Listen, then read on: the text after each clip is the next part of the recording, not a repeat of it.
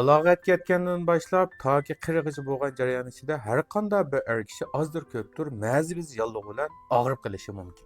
Endi bu ma'zi bez yallig'ininki alomatini aniq bilmaganligimiz sababidan bir nechoylar bu ma'zi bezi yallig'i qarata tushunsin tön bo'lish sababidan noyda bak qo'rqib ma'zi bez yallig'iga oid dorilarni ko'p iste'mol qilish sababidan nurg'unlagan ushshoq kasalliklar yoki bo'lmasa dorilarning ekstaz sababidan nurg'unlagan ko'ngilsizliklar kelib chiqyapti. Chunki bugun men o'zingizda shu ma'zi biz yallig'ilab qolgan chig'ingizda o'zingizga qanday diagnoz qo'yishingiz shu to'g'risida men qisqa to'xtalib o'tay.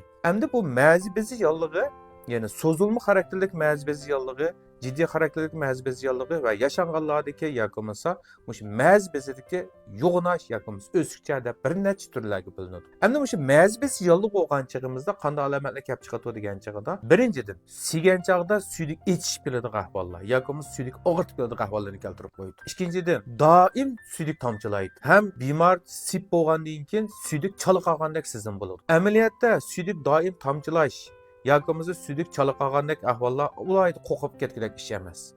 Suydik doim ichib kelgan bo'lsa, bundan qarta vaqtida davolash yoki tekshirishlarni ilib olsak, kasallik ahvolimizni tez sur'atda kontrol qilib olg'ili bo'ladi. Lekin ba'zi bir bemorlarimiz bor, odatdagi endi bir ko'ngli bak kichikmi yoki bo'lmasa bilim seviyasi tufayli sababidanmi doktorxonaga sizda ma'zi bezi yallig'i bor ekan deb o'quvchilar bak qo'rqib ketib mush ish qolisi kirib olib, endi men mush ma'zi bezi yallig'ilab qolibdimi? Endi keyin to'y turmushimga ta'sir etami? Balliq bo'lishimga ta'sir etami degan o'xshash ziyoda bak ruhiy besimni o'ziga bak ko'p besim qilib olganligi sababidan nurg'unlagan shu to'solg'i xarakterlik jinsiy kasalliklar kelib chiqyapti.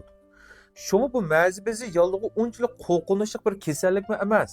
Yana birki bu yosh bolalardagi bu ma'zi bezi yallig'i oson qo'zg'aladigan ham oson saqat qilayotgan kasallik. Nurg'unlarda 60-70 yosh kirgandan keyin nurg'unlarning ma'zi bezi o'sishi bo'ladi.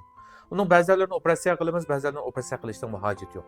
Lekin 100 yosh kirgan har qanday bir er kishiningki ma'zi bezida yallig'i ma'zi bezi o'sishi bo'lib qilishi 100%lik ish. Shunga yosh bolalar o'zinglarda doim suydik qisisa, suydik chala qolgandek sizin bo'lsa, doim suydik etishib kelsa, doim tomchilab kelsa, shu vaqtda to'g'ri ish qilsangiz bo'ladi. Oyda yilda bir qatim suydik etishib kelish, oyda yilda bir qatim yoki 2-3 kun suydik tomchilab kelishning o'ziga asoslanliganda uni qo'rqib ketib to'g'ri qilishning hojati yo'q.